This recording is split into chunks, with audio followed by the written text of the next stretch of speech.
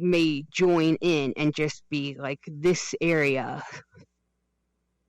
where I am giving care bags in conjunction with another nonprofit.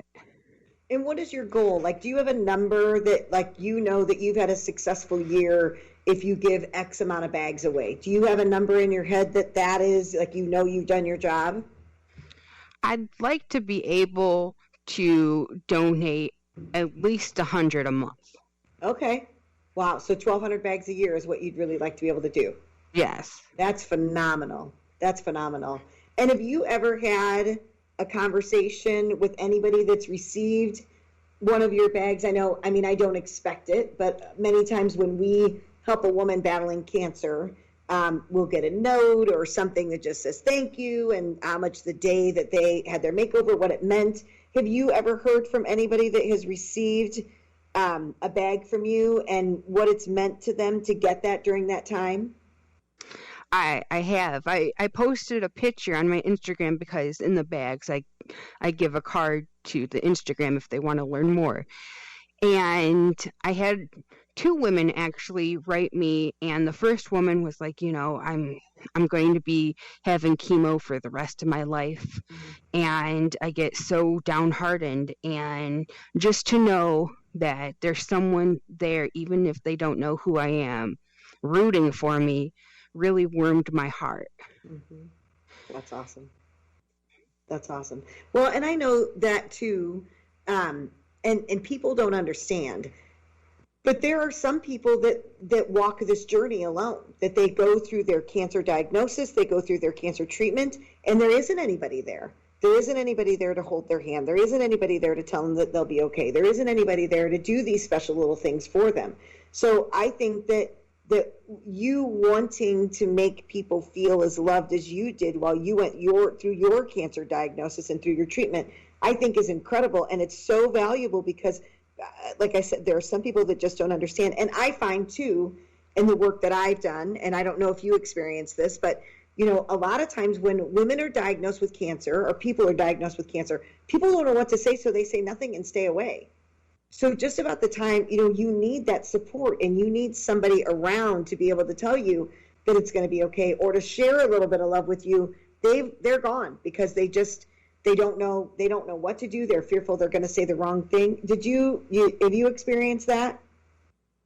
Yes. I had a lot of awkward situations. Most of it was people just concerned about my hair because I used to have very thick, long, dark hair, and they're like, it'll come back, and I'm like, yeah, that's not my biggest issue right now is my hair, but thank you.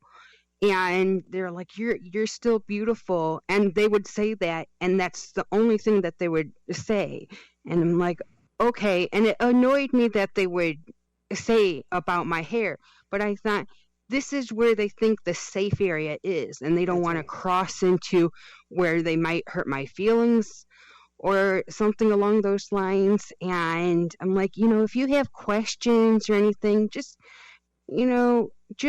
ask me. And I'm pretty much open book. And so I did have awkward situations, but we talked through them, and most of the people understood. Some of them just kept on with wanting to talk about my hair. I'm like, okay. Isn't that funny though? But I think that's true. Like when people go through chemo, that's what they originally, I know when I was a hairdresser, for more than 25 years. And I sometimes found out about a woman's cancer diagnosis before her family did. And that's what I had found, is that they would come in and she would sit in my chair and she would say, look, I have cancer. And they were more fearful about losing their hair than they were the loss of their life. And I think that's just a normal reaction. And I think too, people are scared, because what if it were them, and what would they do if they were to lose their hair? And I think that they react to you the way that they think that they would have reacted for themselves, right? So if they Right. were fearful about losing their hair, they assume that that's what you would be fearful of, and so that's what they spoke to, is just the loss of your hair. That would be my assumption. Right. That's why we had the conversations, and I'm like, yeah, I'm more concerned about this. And they're like, oh, okay. I'm like, yeah, if I go my whole life bald but healthy, then Right. I'm good with that. Right. And so did you lose your hair through your treatment, Theresa? I lost most of my hair, but not completely. Okay. And so I just always looked like I had a buzz cut the whole entire Okay. time. I was maybe slightly bald for like a week, and then my hair, and they're like, yeah, your hair doesn't want to leave. And I'm like, yeah, it's some strong hair, obviously. And that's okay. We'll take strong hair. That's all right. We'll keep it. So tell me, how long do you plan on doing these care packages for these women with cancer or people with cancer? I honestly do not know. People have asked if I would become a nonprofit, and I thought about it. I'm not very good at managing things too well, so I'd like to be on some sort of board to help. So I'm thinking that I'd like to continue doing this for the rest of my life, if possible. So do you do this in addition to, so this is not your full-time job then? This is something that you do in addition to a job that you work, am I correct? I'm a college student, so I currently do not work. Okay, but you still are doing something other than that, like you have to study. That is your job, is studying and going to school right now. So, yes. Wow, that's incredible. That's awesome. That's awesome. So what are you studying right now? You're in school. What is your plan going forward? Office administration. Okay. And so what would be your dream job? I just like helping people, so like maybe at a dentist office, being a receptionist for a doctor's office. I don't need a real high paying job, as long as I find a job that pays the bills and I have a little bit extra to go on vacation once here and there. I'd be fine with that. Well, and I've always found too that when you do what you love, the money will come.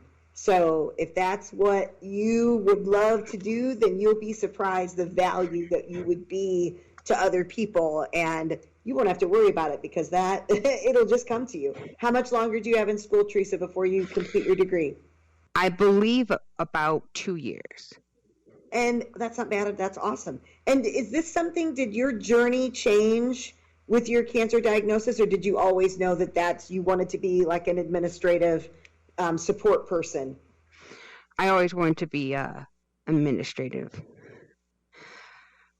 assistant. Awesome. Yeah. Awesome. So you were just able now, because of everything, you're done with your treatment, and so now you can just follow that dream that you always wanted to do. Yes. That's fantastic. And so tell me, what is one lesson that you learned that you hope everybody gets to learn through your cancer journey?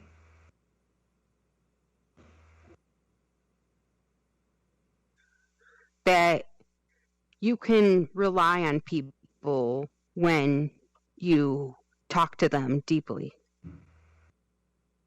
But you have to be honest with them, is what I'm hearing. Like they have to hear you, they have to hear your words, but you have to be honest with them. Correct, yes. And where can people find out more information about you and your mission and the needs that you have to help more people with cancer with your care packages? You can go on Instagram, and it's under Tree Chemo Bags, and contact me that way. Awesome. Great.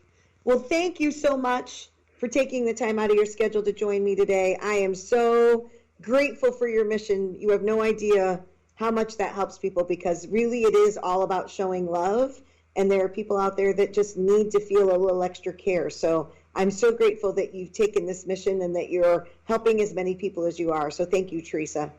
Well, thank you for speaking with me. If you have any questions or comments or would like to know more about the guest on our show, or for more information about Hello Gorgeous, feel free to contact me at kbecker@hellogorgeous.org or visit our website at www.hellogorgeous.org. We invite you to follow us on Facebook, Instagram, and download our mobile app. Thank you for joining me today on Hello Gorgeous, everything beauty, cancer, and inspiration. I'm your host, Kim Becker, and until next time, stay gorgeous.